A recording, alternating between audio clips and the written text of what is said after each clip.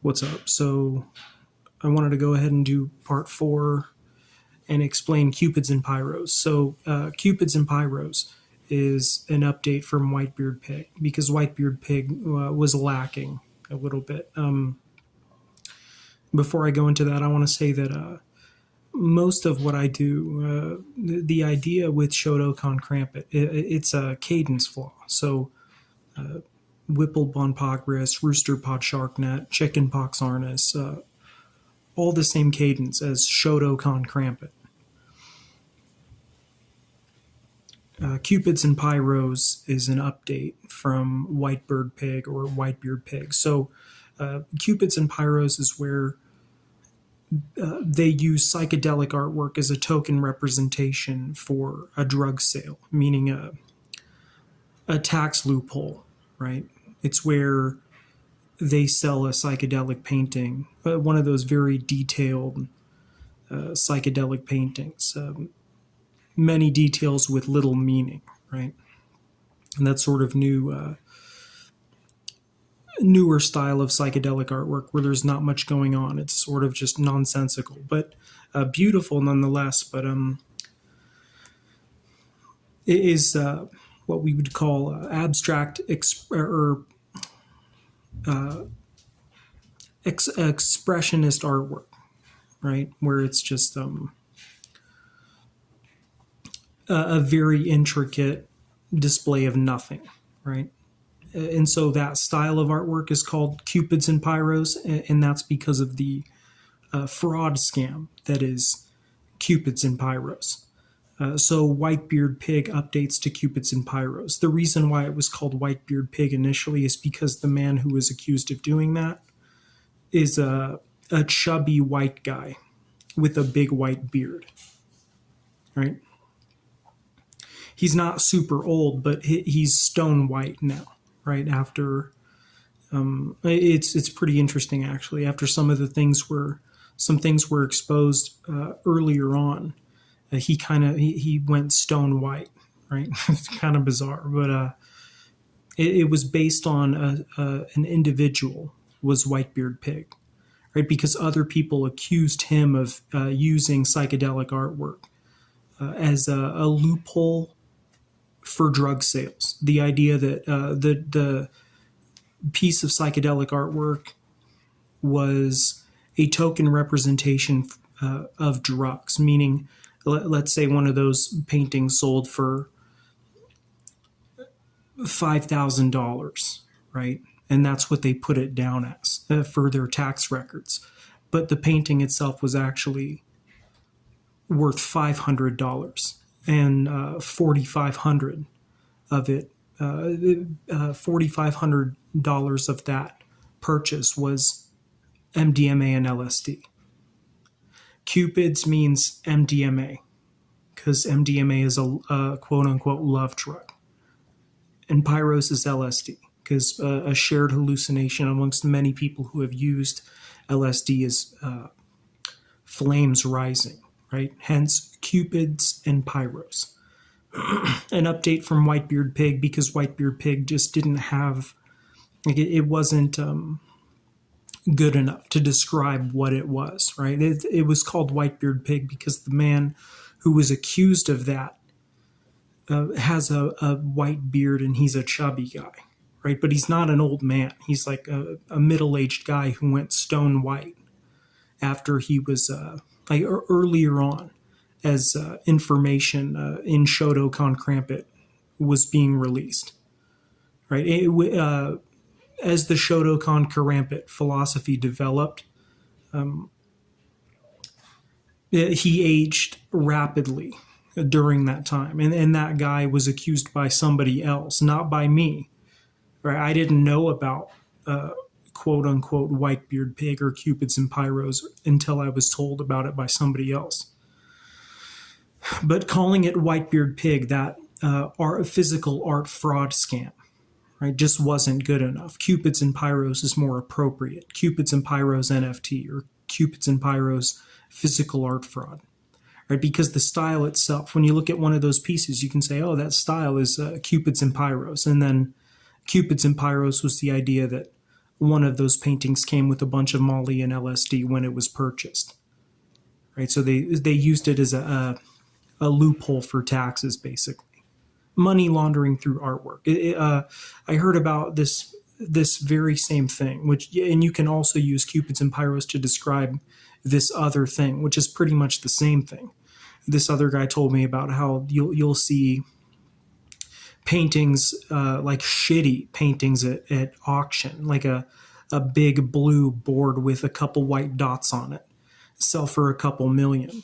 And it's the idea that this guy was claiming that people had said that big lousy blue board with white dots on it was a token representation for humans in a crate.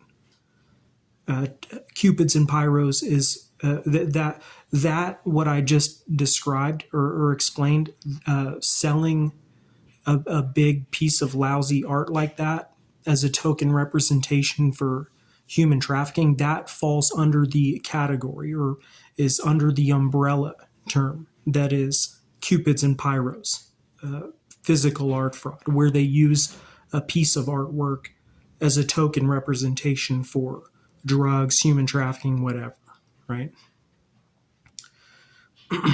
And the psychedelic art scene, the festival art scene, where people were making those fantastic paintings of great detail but with little meaning, because that imagery has likeness to a DMT experience or an LSD experience, right?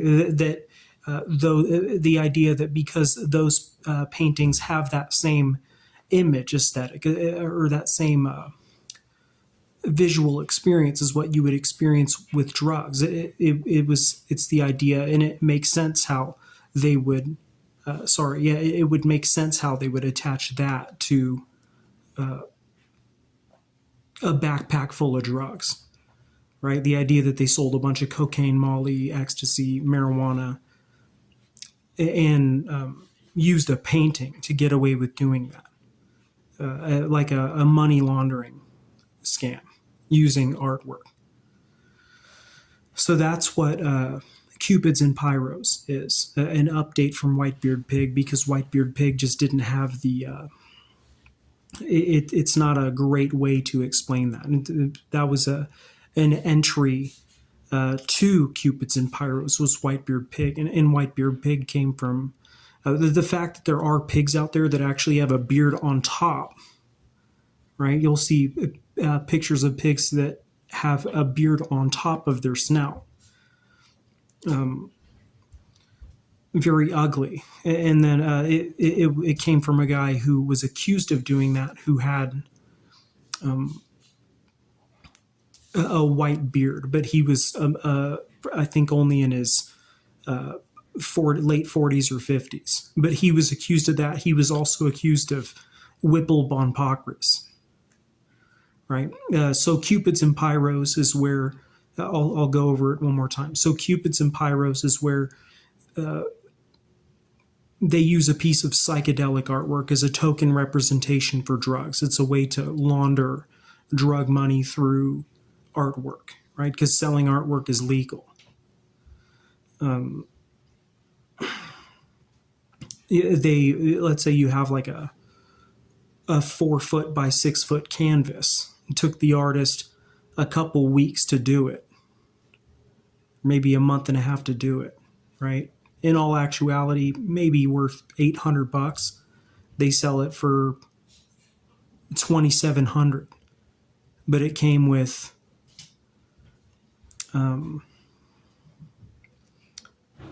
almost $2,000 worth of MDMA, GHB, LSD, etc.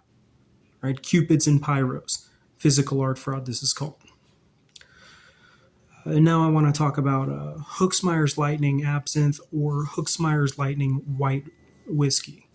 Hooksmeyer's Lightning White Absinthe or Hooksmeyer's Lightning White Whiskey. I'm not totally sure which one I like better. You technically could do both because the theme of Hooksmeyer's Lightning is gold mining, or gold panning because of Myers and Company, a prominent gold company from the gold rush. And then hooks in reference to the little pick hooks they use to clean out their or pick pieces out of their equipment, right? Little hooks they use to pull pieces of rock or gold out of their equipment that they use. So that's where hooks comes from. Myers comes from the OG gold company, and then lightning, obviously, white lightning or lightning in reference to very hard liquor.